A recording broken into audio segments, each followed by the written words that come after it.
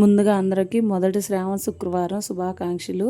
నేనైతే early morning లేచి ముగ్గు వేసుకొని పూజ అయితే చేసుకొని ఇవాళ మా ఫ్రెండ్ వాళ్ళ ఫంక్షన్ అనమాట. అందుకని అక్కడికి వచ్చేసి మా ఫ్రెండ్స్ అందరం కలిసి డెకరేషన్ అయితే చేస్తున్నాము. చూడండి, లవ్ సింబల్ అయితే చాలా బాగా వచ్చింది. అందరం కలిసి డెకరేషన్ అయితే చేసేసాము. వర్షం అయితే వచ్చేటట్టుంది, అందుకని గబగబా అందరం కలిసి ఫాస్ట్గా చేసామన్నమాట. తర్వాత అయితే చూడండి, డెకరేషన్ అయితే చాలా బాగా వచ్చింది కదా. ఆ పైదేమో ఆ రెడీమేడ్ తీసుకొచ్చి వాళ్ళైతే డెకరేషన్ చేశారు. కింద పువ్వులు వాటి వరకు అయితే మేమైతే అందరం కలిసి చేసామన్నమాట. తర్వాత ఆ బొంగలకి పూలు కడదామని అనేసి మా ఫ్రెండ్స్ అందరం అయితే కూర్చొని పూలు చుట్టేసామన్నమాట.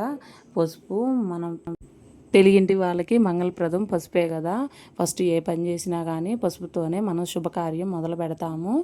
తర్వాత అయితే అందరం కలిసి అమ్మాయిని అయితే తీసుకొస్తున్నాం అన్నమాట. 5 అక్షింతలు వేశారు. వేసిన తర్వాత మేమైతే తీసుకొచ్చి అమ్మాయిని కూర్చోబెట్టామన్నమాట. తర్వాత అందరి చేతులకైతే పసుపు అనేది పూసుకున్నాము.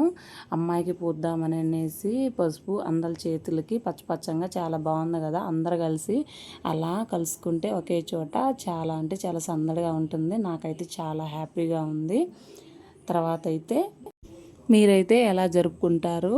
ఇలాగే మంగళస్నానం అయితే ఇలాగే జరుపుకుంటారా, లేదా వేరేలాగేమన్నా జరుపుకుంటారా? కామెంట్ రూపంలో తెలియజేయండి. తర్వాత అయితే మంగళస్నానం చేయించాము.